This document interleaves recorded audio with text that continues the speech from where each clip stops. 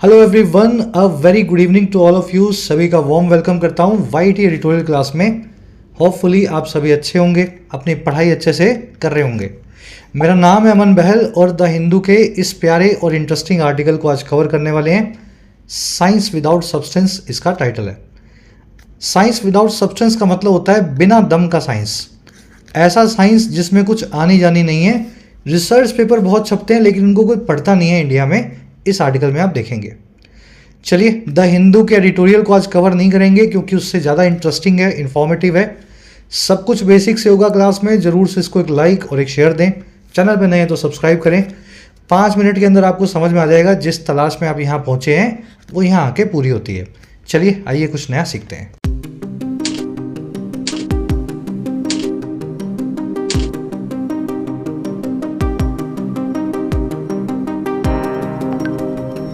Alright, कह रहा है जी साइंस विदाउट सब्सटेंस। बड़ा प्यारा वर्ड है सब्सटेंस। सब्सटेंस का मतलब होता है दमदार चीज। अगर किसी चीज में सब्सटेंस ना हो ना तो वो फीकी होती है। सब्सटेंस वो चीज है जिससे आप छू सकें, फील कर सकें, महसूस कर सकें। अगर आप एक सब्सटेंस वाले आदमी हैं तो आप दमदार आदमी हैं, आपकी पर्सनैलिटी में कुछ बात है। कह रहा है जी हमारा साइंस जो है ना उसमें कोई सब्सटेंस नहीं बचा है। इस तरह का साइंस भारत में हो रहा है। मतलब आगे आप देखेंगे, आपको खुद ही पढ़ करके अजीब लगेगा। चलिए, सब्सटेंस एक नाउन है, हिंदी में बोलते हैं तत्व या पदार्थ। सब्सटेंस से एक एडजेक्टिव बनता है अंग्रेजी में सब्सटेंटिव। सब्सटेंस यानी दम, सब्सटेंटिव यानी दमदार। ठीक है, चलिए अब टाइटल पैराग्राफ को देखते हैं क्या कहना चाह रहा है। कह रहा है जी science officials need to figure out how to improve the quality of India's publications instead of finding false comfort in their quantity. कह रहे हैं हमारे देश के जो साइंस ऑफिशियल्स हैं, यानी साइंस के फील्ड में जो बड़े बड़े अधिकारी हैं, कह रहे हैं उनको ज़रूरत है, नीड है कि वो फिगर आउट करें या फिर इस चीज़ का पता लगाएं। फिगर आउट करना, किसी चीज़ को ढंग से ढूंढना, पता लगाना। और क्या पता लगाएं भाई कि हाउ टू, कैसे इस काम को किया जाए। टू इन्फिनेटिव लगा के काम बताएगा। काम है इम्प्रूव करना, बेहतर बनाना क्वालिटी को भारत में छपने वाले पब्लिकेशंस की या फिर जो है रिसर्च की। पब्लिकेशन क्या होते हैं? Science publication, research. कह रहा है जी कैसे इनको इम्प्रूव किया जाए, इनकी क्वालिटी को बेहतर बनाया जाए, तो ये इनको पता लगाना होगा। अच्छा, किसके बजाय? कह रहे जी बजाय इंस्टेड ऑफ फाइंड करने के या ढूंढने के झूठी झूठी तसल्ली या कंफर्ट इनकी क्वांटिटी में, इनकी तादाद में या इनकी संख्या में। तो 1000 छप गए, 5000 छप गए, 20,000 छप गए। छपे तो पढ़ा कौन और कहाँ छपे ये आपको नहीं देखना है कितने छपे। आपको ये पता लगाना है कि जो छप रहे हैं उनको ठीक से पढ़ा जा रहा है कि नहीं, क्या वो पढ़ने लायक है या नहीं, और उनकी क्वालिटी कैसी है। चलिए, साइंस ऑफिशियल्स सब्जेक्ट है, सिंगुलर प्लूरल सब्जेक्ट, वर्ब भी प्लूरल है, नीड लिखा हुआ है। सिंगुलर होती तो नीड्स लिख देते, है ना। फिगर आउट करना, किसी चीज़ का पता लगाना, इसको वर्कआउट भी बोलते हैं। वर्कआउट का मतलब कसरत भी होता है और वर्कआउट का मतलब होता है मशक्क़त करके किसी चीज़ का पता लगाना भी, फिगर आउट करना। याद रखें, इंग्लिश में जब भी किसी काम को करने की आप कोशिश करते हैं या ये सीखने की कोशिश करते हैं कि वो काम कैसे होगा, तो हाउ कंजंक्शन का इस्तेमाल ज़रूर करें। एडवर्ब का काम करती है, रिलेटिव एडवर्ब है। जैसे मुझे आता है स्विमिंग करना, आई नो टू स्विम, तो ये गलत सेंटेंस है। आपको लिखना चाहिए I know how to swim. समझ पा रहे हो? आपको पता है ना स्विम करना, टू स्विम नाम के काम को आप जानते हैं ना। तो याद रखिए, जब भी किसी काम को जान रहे हैं, सीख रहे हैं, पता लगा रहे हैं कि कैसे करना है, हमेशा हाउ कंजंक्शन का इस्तेमाल बीच में ज़रूर करें। तो अगर मैं ऐसा सेंटेंस गलत बनाना चाहूँ तो मैं लिख सकता हूँ science officials need to figure out to improve the quality. उनको फिगर आउट करना है क्वालिटी को इम्प्रूव करना नहीं, फिगर आउट करना है कि क्वालिटी को कैसे इम्प्रूव किया जाए। मैं सीख रहा हूँ, I am learning how to play the guitar. ठीक है, मैं सीख रहा हूँ गिटार को कैसे बजाया जाए। मैं जानता हूँ कैसे स्विम करना है, I know how to swim. समझ पा रहे हो? चलो, ये हाउ कंजंक्शन बीच में जरूर याद रखना। इंस्टेड ऑफ का मतलब होता है बजाय, इसकी जगह पे रादर देन का भी इस्तेमाल किया जा सकता है। रादर देन के बाद वर्ब की बेस फॉर्म का इस्तेमाल होता है। अगर यहाँ इंस्टेड ऑफ की जगह रादर देन लिख दूं तो फाइंडिंग की जगह आपको फाइंड लिखना पड़ेगा। ठीक है, चलो जल्दी से आगे बढ़ते हैं। आज वोकैब और ग्रामर दोनों ही बहुत हैवी हैं, मज़ा आएगा आपको। क्लास को एक लाइक और एक शेयर देना। इस वीडियो की, इस लेक्चर की सारी वोकैब मैं आपको एक साथ दिखा देता हूँ एक ही शीट में। चलिए, जिन बच्चों को ज़रूरत है मॉक टेस्ट पासिस की एग्जाम्स की प्रिपरेशन के लिए, मैं आप सभी को रेकमेंड करता हूँ टेस्टबुक.com। और इस पर एक बड़ी यूनिक सी सेल आज रात 12 बजे एक्टिवेट हो जाएगी। आज रात 12 बजे यानी 29 मार्च को 12 से 1 के बीच में मिनिमम प्राइस के अंदर आप मॉक टेस्ट पास को अवेल कर सकते हैं। और इसमें भी शुरुआती मिनट्स में प्राइस जो है बिल्कुल मिनिमम रहेगा, फिर हर 10-15 मिनट में प्राइस जो है बढ़ता रहेगा। तो जिनको ज़रूरत है मॉक टेस्ट पास चाहिए, एसएससी, बैंकिंग, रेलवे, डिफेंस, जो भी एग्ज़ाम आप प्रिपेयर कर रहे हैं, एक सिंगल पास के अंदर मिनिमम प्राइस में अराउंड 12 o'clock आप अवेल कर सकते हैं। एक और यूनिक ट्रेंड आपसे शेयर करेंगे। इस साल के जो सीजीएल के टॉपर्स हैं ना, टॉप 20, उनमें से 13 के पास टेक्स्ट बुक का मॉक टेस्ट पास था। और हमारा फीडबैक ये कहता है बहुत सारे ऐसे क्वेश्चन थे जो सीधे एग्जाम में पूछे गए, टेक्स्ट बुक के मॉक टेस्ट पासिस के अंदर भी इस क्वालिटी के क्वेश्चंस आपको मिलेंगे। सेल का लिंक दिया गया है कमेंट सेक्शन में। जो भी प्राइस आपको दिखाए रात को 12 बजे के आसपास, कूपन का इस्तेमाल करें YT10। इस कूपन को लगाते ही आपका प्राइस खटके हो जाएगा मिनिमम। जो you can avail the pass, make sure to use the coupon code YT10। चलिए, वो कैब शीट है, थोड़ा जूम इन कर देता हूँ मैं ताकि ठीक से पढ़ पाएँ। पहला है जी पाइप ड्रीम। अच्छे से बताई हुई ईडियम आपको मैंने। ड्रीम मतलब सपना, पाइप होती है अफीम जी की नशेड़ी की पाइप, जिसमें वो अफीम भर के या कुछ है ना ड्रग्स वगैरह ले भर करके उसको फूंकता है। तो पहले के ज़माने में तो बहुत चलता था ये फूंका फांकी, है ना, जब बहुत सारे रेगुलेशंस नहीं थे इन ड्रग्स वगैरह पे। तो जो अफीमची लोग होते थे जो फूंकते रहते थे सारा दिन, उनके सपने बड़े गुलाबी होते थे। हाथ में पाइप है और नशे में है, स्टोन्ड हैं आप, है ना, नशे के अंदर, और आप सोच रहे हैं कि मैं, है ना, एक आइलैंड पे हूँ और मैं फलाने जंगल में हूँ। तो इस तरह की जब आप ड्रीम्स लेते हैं एक नशेड़ी वाले, वो ड्रीम्स होते हैं पाइप ड्रीम। वहीं से इस ईडियम को निकाला गया है। एक ऐसी होप जो बहुत फैंटास्टिक हो लेकिन व्यर्थ की हो, वेन हो या वेस्टफुल हो, वो कभी होने वाला नहीं है, बस आप सिर्फ होप लगा के बैठे हैं। Pipe dream. Winning the lottery is just a pipe dream for most people. Lottery को जीतना एक पाइप ड्रीम के जैसा है, फैंटास्टिक लेकिन यूजलेस होप के जैसा है फॉर मोस्ट पीपल, ज़्यादातर लोगों के लिए। पाइप ड्रीम को विशफुल थिंकिंग भी बोलते हैं। विशफुल थिंकिंग यही है ना, सोच रहे हो और कुछ विश कर रहे हो, यार ऐसे हो जाए यार, है ना, ये मिल जाए मुझे। तो ये विशफुल थिंकिंग पाइप ड्रीम का सिनोनिम है। डे ड्रीम भी वही होता है, दिन का सपना या ख्याली पुलाव। पाइप ड्रीम को pie in the sky, castle in the air और फूल्स पैराडाइज भी बोलते हैं। फूल यानी मूर्ख, पैराडाइज यानी स्वर्ग। तो मूर्ख आदमी ने अपनी जन्नत बना रखी है अपने दिमाग में। पाइप ड्रीम जैसा ये है ना, फूल्स पैराडाइज। चलिए, बड़ी इंटरेस्टिंग ईडियम्स है सारी, याद रखें, आज के क्विज में आएंगी, आर्टिकल में भी आएंगी। अगला वर्ड अपने पास प्लेजरिज्म। अगर आप किसी और आदमी की लिखी हुई कोई किताब को, नॉवल को, कहानी को अपनी भाषा में चेंज करें हल्का फुल्का, और फिर अपना बना करके लिख दें, उस आदमी को क्रेडिट ना दें उसके आइडियाज़ के लिए, तो ये काम कहलाता है अंग्रेजी में प्लेजरिज्म। इसको बोलते हैं इंटेलेक्चुअल चोरी, किसी आदमी के दिमागी ख्यालों की चोरी कर लेना। उसकी किताब लिखी हुई थी अच्छी भली, आपने लैंग्वेज चेंज की और अपनी किताब बना दी।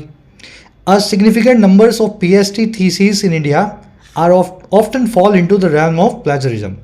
एक बहुत बड़ा नंबर या आंकड़ा है PhD की थीसिस का या लास्ट वाली रिपोर्ट्स का भारत में, जो फॉल इनटू करता है या इस कैटेगरी में, realm में फॉल करता है, इस कैटेगरी का पार्ट है, और वो कैटेगरी है प्लेजरिज्म की, डिजिटल चोरी की। पायरेसी भी बोलते हैं, इन्फ्रिंजमेंट भी बोलते हैं प्लेजरिज्म को। वर्ब से बना है प्लेजराइज से, प्लेजराइज यानी किसी और के आइडियाज़ को चुराना। प्लेजराइज्ड वो चीज़ है जो चुराई जा चुकी है, वो ख्याल जिसको कॉपी आपने कर लिया है। चलिए, नेक्स्ट वर्ड है अपने पास सब्सटेंस। करवाया था भाई आपको मैंने, दम, किसी भी चीज़ के अंदर का सत्व या सार। अगर किसी चीज़ में सब्सटेंस नहीं है ना, तो वो चीज़ दमदार नहीं है, आपके काम की नहीं है, यूजलेस है। Something real that can B sensed is called substance. Sense करना समझते हैं ना, किसी चीज़ को महसूस करना। The book was full of scientific jargons and lacked substance in terms of actual learning. किताब साइंटिफिक जार्गन से भरी हुई थी. जार्गन क्या होते हैं? बड़े भारी कम जो है भरकम वर्ड्स, है ना. जैसे हार्ट डिजीज की जगह आपको बोले कोई ACVD बोलते हैं, एथ्रोस्क्लेरोसिस कार्डियोवास्कुलर डिसीज, मतलब आपको हार्ट अटैक नहीं बोल रहा, वो ऐसे बोल रहा है एथ्रोस्क्लेरोसिस कार्डियोवास्कुलर डिजीज, डॉक्टर्स बोलते हैं. तो ये जार्गन्स हैं, भारी भरकम वर्ड्स हैं. तो किताब इनसे भरी हुई थी और ये कम थी या लैक करती थी किसी दमदार चीज़ को, सब्सटेंस को, एक्चुअल लर्निंग के मामले में. तो ये substance word you will see in the article. Next up is the phrasal verb figure out. Figure out करना, किसी चीज़ का पता लगाना, और इसमें पता लगाते हैं कड़ी मशक्क़त करके. टू सॉल्व और डिग आउट अ प्रॉब्लम, किसी प्रॉब्लम का हल खोजना. Adani group needs to figure out a way to get itself out of Hindenburg controversy. Adani group को ज़रूरत है कि वो मशक्क़त लगा करके पता लगाए, फिगर आउट करे एक रास्ते को, ताकि वो गेट इटसेल्फ आउट कर सके, इसको खुद को बाहर निकाल सके हिंडनबर्ग की कंट्रोवर्सी से. फिगर आउट को वर्कआउट करना, इंटरप्रेट करना, अनरिडल करना भी बोलते हैं. रिडल का मतलब होता है पहेली, अनरिडल यानी पहेली को सुलझाना. तो चलिए ये पहेली सुलझेगी फ्रेजल वर्ब आप आर्टिकल में देखेंगे. लास्ट वर्ड कौन सा बचा? एक सेकंड में माउस ले लूँ. चलो ऐसे देख लेते हैं. लास्ट वर्ड अपने पास स्टैगरिंग. देखिए स्टैगर करना यानी किसी को चकरा देना. या तो आप खुद नहीं चल पा रहे हैं या सामने वाले के साथ कुछ ऐसा हादसा कर दिया आपने कि वो नहीं चल पा रहा है. किसी को कोई बड़ी न्यूज़ सुना दी, किसी को कोई झटका दे दिया, अच्छी न्यूज़ बता दी अचानक से, आपका रिजल्ट निकल आए, कभी आप स्टैगर हो जाएंगे ना, खड़े खड़े आप चल नहीं पाएंगे, वहाँ पे पैर लड़खड़ाएंगे. तो स्टैगरिंग हर वो चीज़ है जो अपने साइज़ में, क्वांटिटी में इतनी बड़ी है कि आपका सर चकरा दे. इस तरीके से कनेक्ट करोगे तो याद रहेगी. Extremely surprising and impressive is staggering. For the past 20 years या 30 years the Indian economy has grown at a staggering pace of 7 to 10% per annum. पिछले 30 सालों में भारत की इकॉनमी ग्रो की है सर चकरा देने वाले एक पेस से या रफ्तार से, जो था 7 से 10% का हर साल. इसको शॉकिंग बोल सकते हैं, एस्टाउंडिंग बोल सकते हैं, अमेजिंग बोल सकते हैं, माइंड बॉगलिंग और माइंड ब्लोइंग बोल सकते हैं. ठीक है, you will see the word staggering in today's article. चलिए 5 वर्ड्स डिटेल में हो गए. अब आ जाओ आर्टिकल पे, एक समरी आपको दें किस बारे में लिखा हुआ है. समरी ये है जी, हमारे मिनिस्टर्स और जो साइंस के फील्ड के बड़े बाबू हैं, नेता लोग हैं, ऑफिशियल्स हैं, उनका ये कहना है कि भारत जो है ना साइंस पब्लिकेशंस में बहुत जल्दी USA और चाइना को पीछे छोड़ देगा. दुनिया में सबसे ज़्यादा साइंस रिसर्च छपती हैं चाइना में, नंबर 2 पे USA में, नंबर 3 पे इंडिया में. हमारा आर्टिकल कह रहा है कि आप USA को पीछे छोड़ भी दोगे तो क्या, हमारी जो रिसर्च छपती है वो ज़्यादातर प्लेजराइज कंटेंट होता है, यानी चुराया हुआ कंटेंट होता है, और इस रिसर्च पेपर को कोई पढ़ता नहीं है. इस रिसर्च को साइट नहीं किया जाता. साइट करना यानी कोई दूसरा साइंटिस्ट आपकी रिसर्च का हवाला दे, उसको आगे बढ़ाए.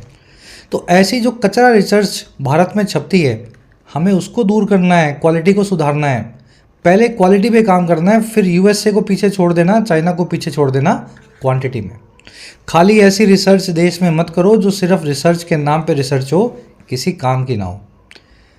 तो आज की टोन है क्रिटिसाइज कर रहा है भारत के रिसर्च कल्चर को. इसके रीजंस भी बताएगा. सरकार का रिसर्च में इन्वेस्ट ना करना, और साथ में है सटायरिकल, थोड़ा सटायर करके तंज कसेगा हमारे रिसर्च के एनवायरनमेंट पे. चलिए शुरू करें. शुरू करने का तरीका वही है, पहले आप पढ़ेंगे, इसको मीनिंग निकालने की कोशिश करेंगे, फिर मैं आपके साथ पढ़ता हूँ, देखें आप कितना सही तरीके से निकाल पाते हैं.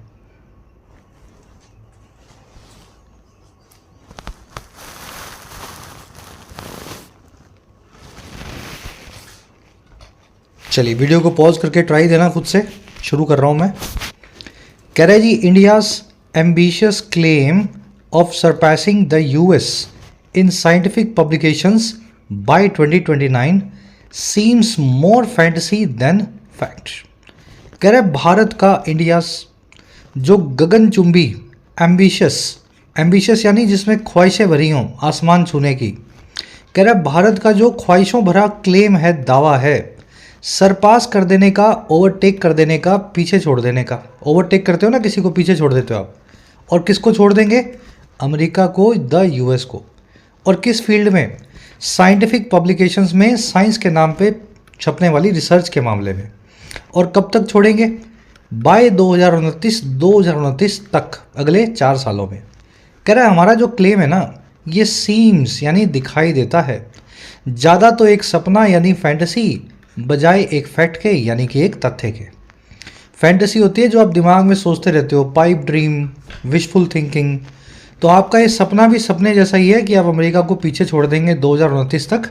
अमेरिका की रिसर्च का क्वालिटी आपकी क्वालिटी से बहुत अच्छा है। चलिए, एम्बिशियस क्लेम सब्जेक्ट है, एम्बिशियस एडजेक्टिव है। एम्बिशियस का मतलब आपको मैंने बता दिया, जिसमें महत्वाकांक्षाएं हों, बहुत बड़ी बड़ी ख्वाहिशें हों। क्लेम की वर्ब है सीम्स, क्लेम दिखाई देता है, it seems more A fantasy. Fantasy मैंने आपको बता दिया, ख्वाब, सपने, है ना। सरपास करना, ओवरटेक करना, किसी से आगे निकल जाना। अमेरिका के आगे हमेशा द लगेगा। जिन भी कंट्रीज़ के नाम में यूनाइटेड आ जाए या फिर पीछे एस लगा हो, फिलीपींस, बहामास, नेदरलैंड्स, या तो यूनाइटेड आ जाए या पीछे एस लगा हो, ऐसी सभी कंट्रीज़ के नाम के आगे आप द का इस्तेमाल करते हैं। चलिए आगे बढ़ते हैं। कह रहा है जी, while China leads with nearly 9 lakh publications, the US follows with 4.457 lakh and India trails with just 2.07 lakh. कह रहा है जी, जहाँ पे चाइना लीड करता है या सबसे आगे है, लगभग 9 लाख रिसर्च पेपर्स के साथ, पब्लिकेशंस के साथ हर साल, वहीं अमेरिका पीछा करता है, फॉलो करता है चाइना को 4.5 लाख पब्लिकेशंस के साथ। और इंडिया ट्रेल करता है, पीछे पीछे आता है। ट्रेल करना, फॉलो करना एक ही बात है, किसी के पीछे आना, महज 2 लाख पब्लिकेशंस के साथ हर एक साल। तो हम 2 से 4.5 तक जाना चाहते हैं, ये हमारा ख्वाब है। ठीक है, नंबर्स में डैश लगा के बता रहे हैं, अ स्टीप क्लाइंब इंडीड। कह रहे ये जो बात है ना 2 से 4.5 जाने की, जो हम सोच रहे हैं चले जाएंगे, ये एक ऐसी चढ़ाई है, क्लाइंब है, जो खड़ी है, स्टीप है। देखिए, एक होती है ये होती है चढ़ाई, एक होती है ये चढ़ाई। ये वाली चढ़ाई जो खड़ी सी है ना, इसको बोलते हैं स्टीप, जिसका एंगल बहुत ज़्यादा बड़ा हो, क्लोज टू 90% हो, ऐसी चढ़ाई को बोलते हैं स्टीप। तो हम भी डबल करने की सोच रहे हैं, खड़ी चढ़ाई करने की सोच रहे हैं। चलिए नेक्स्ट पैराग्राफ पे आए। चाइना की वर्ब है लीड्स, यूएस की वर्ब है फॉलोज, इंडिया की वर्ब है ट्रेल्स। इंडिया ट्रेल करता है यानी पीछे पीछे आता है। बहुत इजी आर्टिकल, खुद से पढ़ो, मीनिंग निकालो इसका, आराम से वीडियो को पॉज करके ट्राई देना। ठीक है, कह रहा है जी, even with India's rising publication numbers, the real challenge lies in quality not in quantity. कह रहा है जी, यहाँ तक कि साथ ही इस चीज़ के, और किस चीज़ के, भारत के बढ़ते हुए रिसर्च पेपर्स या पब्लिकेशंस के आंकड़े के। पब्लिकेशन और कुछ नहीं है, रिसर्च जो आपने छाप दी किसी न्यूज़पेपर में, मैगजीन में। कह रहा है जी, यहाँ तक कि भारत के बढ़ते हुए नंबर के साथ भी जो सबसे बड़ा चैलेंज हमारे सामने है, वो लाई करता है रिसर्च की क्वालिटी में, ना सिर्फ उसकी क्वांटिटी में। चलिए, चैलेंज जो रियल है ये बनेगा सब्जेक्ट, वर्ब बनेगी इसकी लाइज।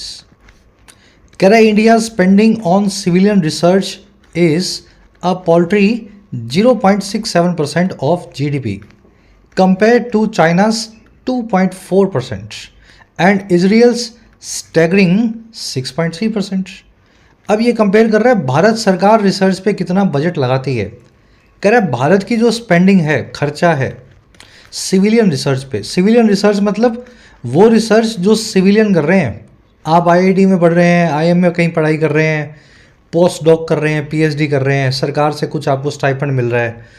तो ये सिविलियन जो साइंटिस्ट जो रिसर्च करते हैं, उस पे स्पेंडिंग है सिर्फ महज या पॉल्ट्री 0.67% हमारी जीडीपी का। और ये कंपेयर कर लें आप चाइना की जीडीपी से, 2.4% है वहाँ पे, और इजराइल का तो सर चकरा देने वाला स्टैगरिंग नंबर है 6.3% ऑफ इजराइल्स एनुअल जीडीपी। समझ गए? चलिए, इंडिया स्पेंडिंग सब्जेक्ट है, स्पेंडिंग यानी खर्चा, वर्ब है इसकी इज, पोल्ट्री का मतलब होता है बहुत छोटा सा, अदना सा, महज थोड़ी सी क्वांटिटी, छोटे से साइज़ के लिए आप पोल्ट्री वर्ड का इस्तेमाल करते हैं। जो हो या ना हो, बराबर हो, इनसिग्निफिकेंट हो। पोल्ट्री का बिल्कुल उल्टा होता है सब्सटेंशियल। सब्सटेंशियल जो बहुत बड़ा हो अपने साइज़ में, जिससे नज़रअंदाज ना किया जा सके। ठीक है, पोल्ट्री और सब्सटेंशियल एक दूसरे के एंटोनिम है। स्टैगर करना, किसी को चकरा देना, बहुत अमेजिंग कोई नंबर बताएं, कोई आंकड़ा बताएं, कोई बात बताएं, तो वो स्टैगरिंग होती है। करेजी without substantial investment achieving scientific dominance is wishful thinking. कह रहा है जी बिना बहुत ज़्यादा इन्वेस्टमेंट के, सब्सटेंशियल इन्वेस्टमेंट के। पोल्ट्री यानी छोटा सा, सब्सटेंशियल मैंने आपको बताया जो काफ़ी ज़्यादा हो। कह रहे हैं जी बिना ज़्यादा इन्वेस्टमेंट के रिसर्च के अंदर अचीव करने का जो काम है ना साइंस के फील्ड में डोमिनेंस को, वो एक विशफुल थिंकिंग है, नशेड़ी का ड्रीम है। विशफुल थिंकिंग मतलब बैठे बैठे सोच रहे हो ऐसा हो जाएगा, वैसा हो जाएगा। बताया था ना आपको, pipe dream, pi in the sky, fools paradise, है ना, बस वो नशेड़ी वाला ड्रीम है। कर देंगे इतने से पैसे में, हम डीप सीक बना देंगे, है ना, एआई बना देंगे। चलिए, अचीविंग सब्जेक्ट है, इज इसकी वर्ब है, substantial you have seen the word. आगे बढ़ेंगे नेक्स्ट पैराग्राफ पे। खुद से देना ट्राई, पढ़ने की कोशिश करो इसको।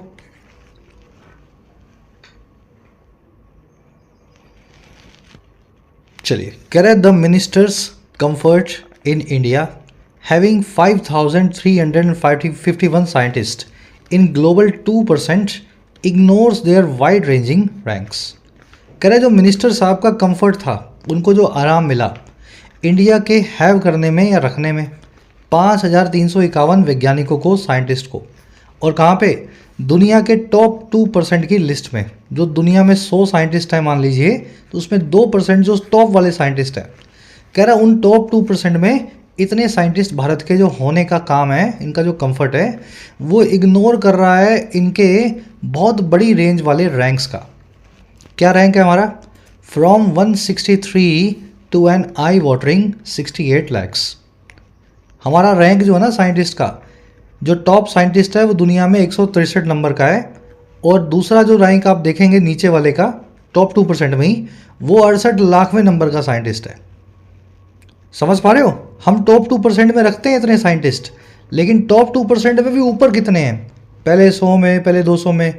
तो ये तो हैं सबसे ऊपर वाले, पर नीचे वाले आप देखोगे लाखों की फहरिस्त में आते हैं मेरिट लिस्ट के अंदर। चलिए, आई वाटरिंग यानी जो आंखों में पानी ला दे, इतना ख़राब रैंक हो आपके साइंटिस्ट का कि आंखों में पानी आ जाए, आई वाटरिंग। मिनिस्टर्स कंफर्ट की वो है इग्नोर्स। कह रहा है जी Japan with a similar number of scientist has far superior rankings. कह रहा है अगर जापान की बात करें ना, जिसमें सिमिलर नंबर ऑफ साइंटिस्ट हैं, जापान में भी टॉप 2% में दुनिया के लिस्ट के अंदर 5000 के आसपास साइंटिस्ट रहते हैं। कह रहा है उसके पास बहुत ज़्यादा सुपीरियर रैंकिंग्स हैं, उसके जो साइंटिस्ट हैं शुरू के 100, 150, 200, 500, 1000 के अंदर सारे साइंटिस्ट उसके जापान के आपको मिलेंगे। हमारे तो लाखों में मिलते हैं लिस्ट, मेरिट लिस्ट में। चलिए, जापान की वो है हैज़। पहला कॉन्सेप्ट तो ये है, सुपीरियर, इन्फीरियर, जूनियर, सीनियर, ये सब अपने बाद टू लेंगे, जिससे आप सुपीरियर हैं या जिससे इन्फीरियर हैं। तो यहाँ टू नहीं लगा हुआ क्योंकि जिस चीज़ से सुपीरियर है वहाँ नहीं लिखा हुआ। लेकिन ये एब्सोल्यूट कंपैरेटिव डिग्री वाले एडजेक्टिव या कोई भी कंपैरेटिव डिग्री का एडजेक्टिव अपने आगे एडवर्ब लेता है, तो लेता है फार या फिर मच। तो यहाँ पे मैंने मच और फार में से फार का इस्तेमाल किया हुआ है। चलिए आगे बढ़े नेक्स्ट पैराग्राफ पे। करेजी looking at top tier chemistry journals reveals India struggle. कह रहे जो लुक करने का काम है ना, देखने का काम है, हमारे सबसे ऊपर दर्जे के या टॉप टीयर फर्स्ट क्लास जो केमिस्ट्री के जर्नल्स हैं या मैगजीन्स हैं, वो रिवील करेगा भारत की स्ट्रगल को, हमारे संघर्ष को। क्या स्ट्रगल है हमारी? In the prestigious journal of American chemical society और JACS, all IITs combined produced 68 papers between 17 and 24। कह रहा है एक बहुत ही प्रेस्टिजियस, नामी गिरामी जर्नल में या मैगजीन में, जिसका नाम है journal of the American chemical society और जैक्स। कह रहा है इसमें हमारे सारे IIT जो है ना, 20-25 जो इकट्ठे हो गए हैं, इन सब ने मिल करके 68 रिसर्च पेपर प्रोड्यूस करे 17 से 24 के बीच। अब इसको कंपेयर करेगा, कह रहा है जी दिस इज डैश लगा के 5 times less than even a second tier Chinese university. हमारे सारे आईआईटीज़ के जो 68 पेपर है ना, ये 5 गुना कम है। 5 गुना कम है यानी 1/5 है, 20% है। और किसके? एक सेकंड टीयर, एक सेकंड दर्जे की, दूसरे दर्जे की किसी चाइनीज यूनिवर्सिटी के।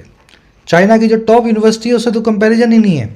चाइना की टॉप से भी नीचे की जो यूनिवर्सिटी है ना, उस यूनिवर्सिटी के अकेले जो पेपर है उसको वो पेपर भी 5 गुना है हमारे सारे आईआईटीज़ ने मिल करके जो छापे हैं। समझ गए? टॉप वाली यूनिवर्सिटी ने तो पता नहीं कितने छाप दिए होंगे। चलिए, ऑल आईआईटीज़ सब्जेक्ट है, कंबाइंड यानी मिलजुल करके, वर्ब की थर्ड फॉर्म एडजेक्टिव है आईआईटीज़ के लिए। वर्ब है आईआईटीज़ की प्रोड्यूस्ड, इन्होंने छापे या प्रोड्यूस किए 68 पेपर। बिटवीन 17 एंड 2024, बीच में एंड अंडरस्टूड है, बिटवीन के साथ में एंड का इस्तेमाल होगा। इंग्लिश में ये फ्रेज यूज़ नहीं होता, फिर भी इस आर्टिकल में किया हुआ है 5 टाइम्स लेस। अगर आप 5 टाइम्स लेस है ना, तो यानी आप 1/5 है, और 1/5 को अंग्रेजी में बोल सकते हैं 1/5। तो 5 टाइम लेस को टेक्निकली बोलना चाहिए था 1/5। 4 टाइम लेस को बोलेंगे 1/4, 3 टाइम लेस को बोलेंगे 1/3, 7 टाइम लेस को बोलेंगे 1/7। तो ये फ्रेज अंग्रेजी में इस्तेमाल नहीं करना है। 5 टाइम्स लेस हमेशा 1/5, 4/3 जो लिखना है आप लिख सकें। चलिए आगे बढ़े। प्रेस्टिजियस यानी जो रिस्पेक्टेड हो, फेमस हो, वैल्यूड हो, नामी गिरामी हो। अब आ जाओ नेक्स्ट पैराग्राफ।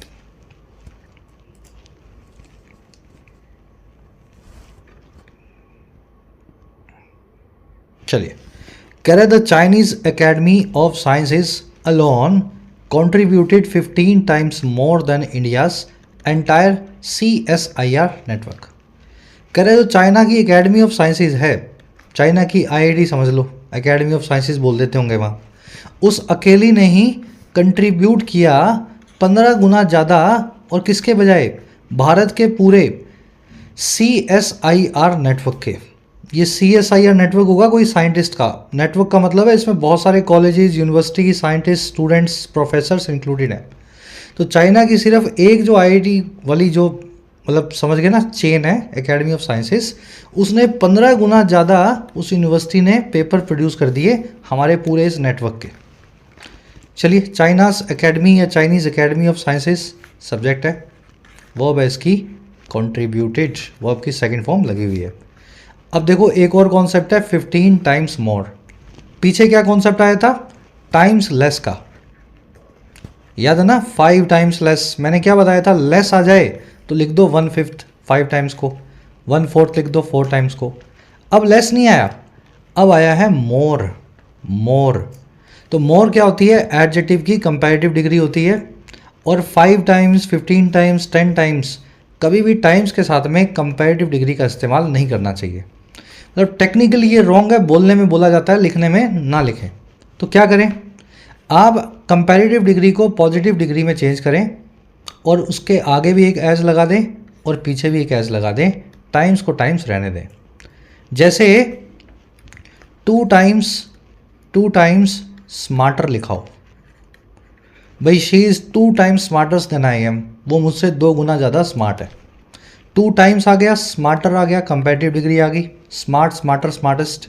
कंपैरेटिव डिग्री को टाइम्स के साथ में यूज़ करना नहीं है, तो क्या करूँगा? मैं लिखूँगा 2 times as smart as, 3 times as fast as, 5 times as beautiful as, 10 times as cheap as.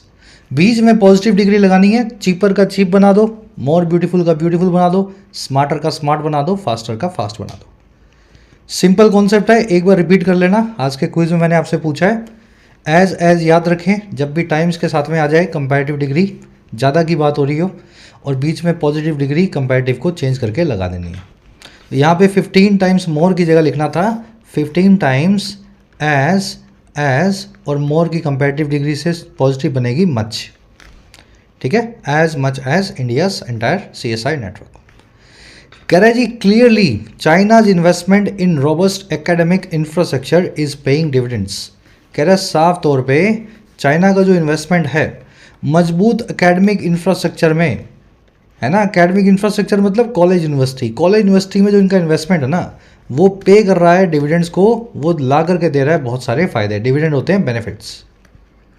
तो चाइना ने खूब पैसा लगाया है एजुकेशन में, हायर एजुकेशन में, और उसका फ़ायदा चाइना उठा रहा है। कह रहे जी India's scientific landscape is further marred by fraudulent journals and questionable publications. कह रहे हमारा जो साइंटिफिक लैंडस्केप है, लैंडस्केप यानी पूरी सीनरी, परिदृश्य बोलते हैं हिंदी में, सिनेरियो बोल सकते हैं आप इसको। हमारा वैज्ञानिक जो सीनरी है, अगर पूरा इकोसिस्टम आप देखें वो और ज़्यादा चोट खाया हुआ है, मार्ड है। और किसके द्वारा? ख़राब तरीके से या फ्रॉड तरीके से होने वाले या बनने वाले जर्नल्स की वजह से, मैगजीन्स की वजह से, और ऐसे पब्लिकेशंस या रिसर्च पेपर्स की वजह से जो क्वेश्चनेबल है, जिस रिसर्च पे ही सवाल उठे हों कि रिसर्च की भी है, सही है भी या नहीं। चलिए, इंडिया साइंटिफिक लैंडस्केप सब्जेक्ट है, इज़ फर्दर मार्ड, इसकी वर्ब है। फर्दर यहाँ पे एडवर्ब है, मार्ड यहाँ पे वर्ब की थर्ड फॉर्म पैसिव वॉइस। चलिए, कह रहे जी by 2020 India's research output had become so compromised that fake journals and plagiarised content flooded global databases. कह रहे जी 2020 तक अगर देखा जाए तो भारत का जो रिसर्च का आउटपुट है, रिसर्च में जो पेपर छपते हैं, वो इतना आउटपुट बन चुका था कॉम्प्रोमाइज्ड, वो इतना ज़्यादा कॉम्प्रोमाइज्ड हो चुका था, ख़राब हो चुका था कि ये फेक जो जर्नल्स हैं, गलत तरीके से छपने वाले न्यूज़पेपर और मैगजीन्स हैं, और जो चुराया हुआ कंटेंट है रिसर्च के नाम पे, प्लेजराइज्ड कंटेंट है, उसने फ्लड कर दिया था या बाढ़ ला दी थी दुनिया भर के डेटाबेस में। तो हमारे सारे रिसर्च पेपर में आप देखोगे पीएचडी स्टूडेंट्स प्लेजराइज कंटेंट उठाते हैं, किसी और का उठाएंगे, अपना बना के छाप देंगे, स्पेलिंग चेंज कर देंगे, नाम चेंज कर देंगे, कहानी बदल देंगे, है ना, मतलब भाषा बदल देंगे। तो ये सब का सब हमने पूरी दुनिया में बाढ़ ला करके दिखा दिया था 2020 में कि भारत में कितने फर्जी रिसर्च पेपर छपते हैं। चलिए, इंडिया रिसर्च आउटपुट सब्जेक्ट है, हैड बिकम इसकी वर्ब है, V3 लगी हुई है हेड के बाद, पास्ट परफेक्ट टेंस का इस्तेमाल हुआ है। व्हेन यू आर कॉम्प्रोमाइज, तो आपकी इंटेग्रिटी ख़राब हो चुकी है, मतलब आप देखने में ठीक है लेकिन रिसर्च है, लेकिन अगर अंदर खोल के देखोगे तो कॉम्प्रोमाइज आपको दिखेगी। चलिए, फ्लड करना, कहीं पे फ्लड्स ला देना, बाढ़ ले आना, सैलाब ले आना, प्लेजराइज्ड, जिसको प्लेजराइज किया गया हो, जिससे चोरी करके बनाया गया हो। बढ़े आगे। चलिए, लास्ट पैराग्राफ है, छोटा सा आर्टिकल आज का, फटाफट दे लो एक रीडिंग, फिर एक ग्रामर कॉन्सेप्ट और करवाते हैं आपको। ऑलराइट, मैं शुरू कर रहा हूँ, खुद से पढ़ना। कह रहा है Hyderabad based group omics notoriously paid 50 million in fines for deceptive practices that polluted scientific literature। कह रहा है हमारा हैदराबाद बेस्ड एक कंपनी है, ग्रुप है, जिसका नाम है ओमिक्स।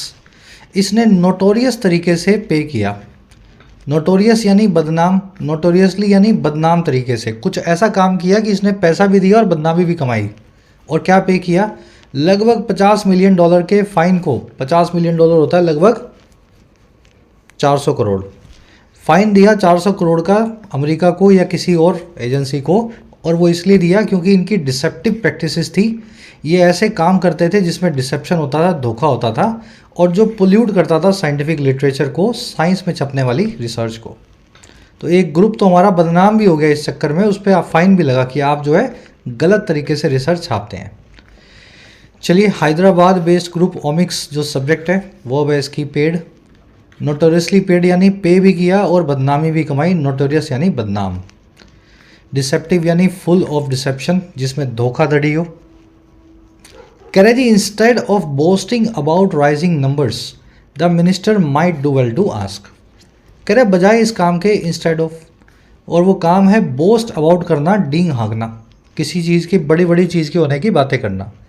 कह रहे जी बजाय डींग हाँकने के भारत में बढ़ती हुई रिसर्च के नंबर्स की, हमारे जो मिनिस्टर साहब है ना वो बहुत अच्छा करेंगे, माइट डू वेल, इस काम को पूछ के, इस बात को आस करके।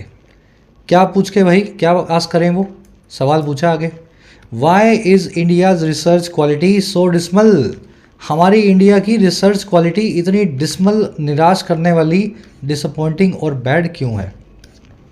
डिसमल का मतलब है गई गुजरी। हमारी रिसर्च क्वालिटी क्यों गई गुजरी है? क्वांटिटी तो ठीक है, अमेरिका के पीछे आगे भी आ जाएंगे, रिसर्च होती क्यों है इस तरह की? चलिए, वाई से क्वेश्चन शुरू हो रहा है, लास्ट में क्वेश्चन मार्क मिलेगा। हेल्पिंग वर्ब सब्जेक्ट से पहले मिलेगी। इंडिया रिसर्च क्वालिटी सब्जेक्ट है, हेल्पिंग वर्ब है यहाँ पे इज। करेजी, as Einstein wisely put it, not everything that can be counted counts and not everything that counts can be counted. बड़ी पावरफुल लाइन है। करेगी, जैसा कि अल्बर्ट आइंस्टीन ने भी कहा था, बहुत वाइजली, बहुत समझदारी से। पुट इट एक फ्रेज अंग्रेजी में, इसका मतलब होता है किसी बात को कहना, सबके सामने रखना। जैसा कि अल्बर्ट आइंस्टीन ने भी बड़ा समझदारी से रखा था सबके सामने इस डायलॉग को, और डायलॉग ये है, हर एक चीज़ नहीं, नॉट एवरीथिंग। जो काउंट की जा सके वो काउंट करती है। देखिए, व्हेन समथिंग काउंट्स यानी वो चीज़ काउंट करने लायक है, वो चीज़ में कुछ दम है, सब्सटेंस है, ठीक है। तो आइंस्टीन का ये कहना था, हर एक चीज़ या हर एक चीज़ नहीं जो काउंट की जा सके, जो जिसको गिना जा सके, वो काउंट करती है या वास्तव में दम रखती है। और कह रहा है, हर एक चीज़ वो भी नहीं जो काउंट करती है, जो सच में दम रखती है, उसको काउंट किया जा सकता है। यानी अगर आप किसी चीज़ को गिन सकते हैं तो ज़रूरी नहीं है वो काम की ही होगी, हो सकता है गिनती सिर्फ गिनती भर की हो। और अगर कोई काम की चीज़ हो तो ज़रूरी नहीं है उसको गिना ही जा सकता हो सकता है आपने एक ही कुछ थ्योरम ऐसी निकाली हो, एक ही कुछ फॉर्मूला बनाया हो, जिससे आगे की साइंस का कोई फील्ड ही पूरा बदल जाए। कहने को तो आपने एक थ्योरम दी, लेकिन वो थ्योरम जो है 50 साल बदल गई साइंस के। तो हर एक चीज़ जिसमें दम होता है, ज़रूरी नहीं है उसको काउंट ही किया जाए, शायद उसको कभी कभी काउंट करने की ज़रूरत नहीं होती। थोड़ी गहरी बात है, मैंने समझाने की कोशिश की आपको। नॉट एवरीथिंग मतलब हर एक चीज़ नहीं, दैट की वर्ब है can be counted, not everything की वर्ब है काउंट्स। अगेन, नॉट एवरीथिंग हर एक चीज़ नहीं, दैट की वर्ब है काउंट्स, नॉट एवरीथिंग की वर्ब है कैन बी काउंटेड। चलो, अब ये not everything, not all, not every, ये क्या होता है, इस फ्रेज को समझो। बड़ा प्यारा कॉन्सेप्ट है ग्रामर का। देखिए, इंग्लिश के अंदर जब भी आपको ऑल, एवरी और ईच के बाद में नेगेटिव वर्ब मिल जाए, यानी नॉट या नो का इस्तेमाल किया हुआ मिले, तो आपका क्या कान या एंटीना खड़ा हो जाना चाहिए, क्योंकि वहाँ पे ये कॉन्सेप्ट प्रॉब्लली लगा होगा। मान लीजिए सेंटेंस है, not all of the students could crack the exam. इस सेंटेंस में से नॉट यहाँ ना लगा करके मैं यहाँ पे लगा दूँ, तो क्या होगा, सेंटेंस में ऑल आ गया और वर्ब में नॉट आ गया। All of the students could not crack the exam. सभी स्टूडेंट्स एग्ज़ाम्स को क्रैक नहीं कर सके। गलत बात है ये। ऐसा कौन सा एग्ज़ाम है भाई जिसको सभी क्रैक ना करें? किसी की तो मेरिट बनी होगी ना, नंबर कम आए होंगे लेकिन मेरिट कम चली गई होगी, कट ऑफ कम चली गई होगी, एग्ज़ाम तो क्रैक किसी ना किसी ने तो किया होगा। तो अगर इस नोट को मैं उठा करके यहाँ लगा दूँ तो इसका मतलब है ऑल नहीं, यानी सभी स्टूडेंट्स ने ही एग्ज़ाम क्रैक नहीं किया। गलत बात है। तो अब मैं ये कहना चाहता हूँ कि सब ने नहीं किया, कुछ एक ने किया। तो जब भी आप ऐसा बोलना चाहें, सब ने नहीं किया कुछ एक ने किया, तो आप नॉट जो है ना बीच में ना रखें, ऑल से पहले, एवरी से पहले या ईच से पहले रखें। तो ये सेंटेंस ऐसे बिल्कुल सही है, not all of the students could crack the exam. सबके सब ने क्रैक नहीं किया एग्ज़ाम को, कुछ एक ने किया होगा, हमें नहीं पता कौन है वो, बस सबके सब ने नहीं किया, हमें ये पता है। वैसे ही नॉट ईच लिखा हुआ है, बिल्कुल ठीक है, लेकिन अगर ये नॉट बीच में कहीं लगा होता, ईच ऑफ द टीम्स में नॉट रीच द फाइनल्स, सारी की सारी जो टीम्स हैं या हर एक जो टीम है शायद फाइनल तक ना पहुँचे।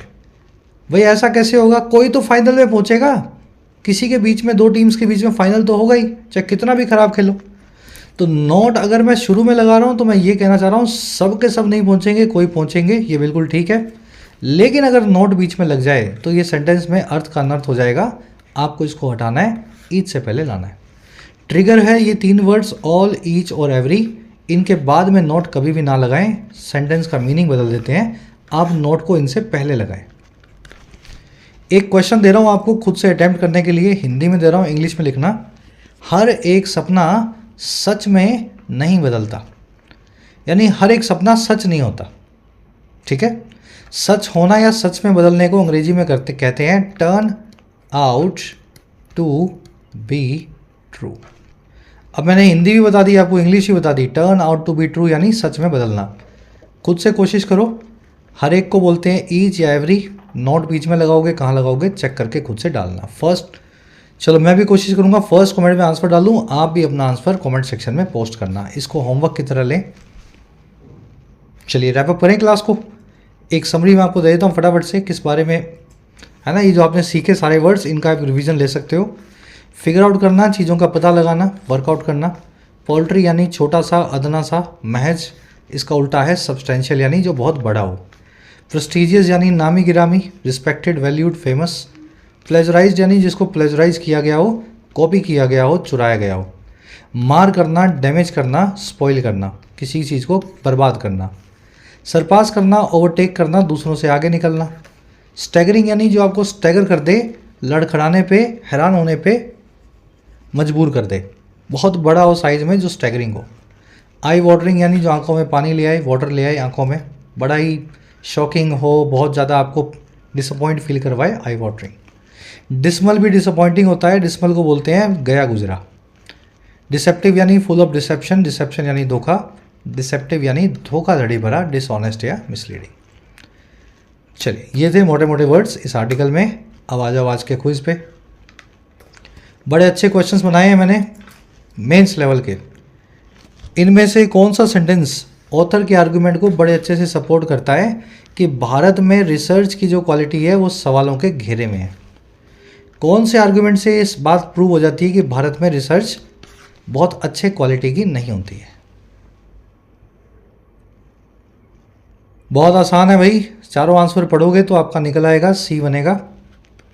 ऐसे भी स्टूडेंट्स हैं पीएचडी करने वाले जिनको पता है उनकी रिसर्च कहीं नहीं छपेगी, ना उन्होंने रिसर्च करनी, बस पीएचडी करनी है। तो ये क्या करते हैं, खुद पैसे दे करके एक रिसर्च पेपर जो है पब्लिश कर देंगे। मतलब एक रिसर्च कंपनी न्यूज़पेपर ही बना देंगे खुद का 15 दिन के लिए, कोई मैगजीन बना देंगे, घर की मैगजीन बनाएंगे, उसमें अपनी रिसर्च छापेंगे और फिर उस मैगजीन को बंद कर देंगे। तो ये भारत में फ्रॉडुलेंट तरीके से जो लो क्वालिटी जर्नल या रिसर्च छपती है, इसको देख के इस आर्गुमेंट से हमें पता लगता है कि भारत में रिसर्च की क्वालिटी क्वेश्चनेबल है। चलिए सी बनेगा आंसर फर्स्ट में। कह रहा है जी इनमें से हमारी रिसर्च की क्वालिटी को लेकर के कौन सा आर्गुमेंट सही है? इस आर्टिकल के हिसाब से ऑथर की कौन सी आर्गुमेंट बिल्कुल सही है रिसर्च क्वालिटी को लेकर के? बहुत आसान है। ऑथर क्रिटिक कर रहा है, क्रिटिसाइज कर रहा है भारत के ज़रूरत से ज़्यादा एम्फेसिस पे या जोर पे रिसर्च की क्वांटिटी पे या नंबर्स पे, बिना एड्रेस किए या संबोधित किए रिसर्च के गिरते हुए क्वालिटी को। ठीक है ना। तो ये बताता है कि हमारे देश में रिसर्च की क्वालिटी बहुत ख़राब है क्योंकि उसके ऊपर जोर कोई देता ही नहीं है। चलिए बीच वाले क्वेश्चंस तो मेरे ख्याल से खुद से सॉल्व करेंगे आप। फूल्स पैराडाइज क्या होता है? किसी और के काम को चुराना और ख़ुद पब्लिश करना, इसको क्या बोलते हैं? फिगर आउट फ्रेजल वर्ब क्या होती है? और पोल्ट्री का आपको एंटोनिम बताना है, सिनोनिम नहीं, उल्टा। लास्ट में मिलेंगी 2 क्वेश्चंस में 4 एरर्स। पहले वाले क्वेश्चन में आपको सेवरल टाइम्स के आसपास एरर मिल सकती है एक, और दूसरी आपको मिलेगी इस न्यू नाम के वर्ड की वजह से। 9वें 10वें में भी अगेन 2 एरर्स हैं। पहली एरर है आपको ऑल की वजह से मिले, दूसरी मिल सकती है बेटर नाम के कंपैरेटिव डिग्री के आसपास। चारों कॉन्सेप्ट्स ग्रामर के आपने सीखे हैं, मैंने अप्लाई करवा दिए। फर्स्ट कमेंट में आंसर्स भी डाल दिए हैं। आउट ऑफ 10 कितने मार्क्स मिले फर्स्ट कमेंट से चेक के बताना। ठीक है, 3 से 10 तक यानी 7 क्वेश्चंस के आंसर फर्स्ट कमेंट में मिलेंगे, चेक कर लो 10 में से कितने मार्क्स मिले, अपना कमेंट्स डालें। चलिए कल आपसे होगी मुलाकात। अंटिल देन क्लास को एक लाइक और शेयर दें। Signing out.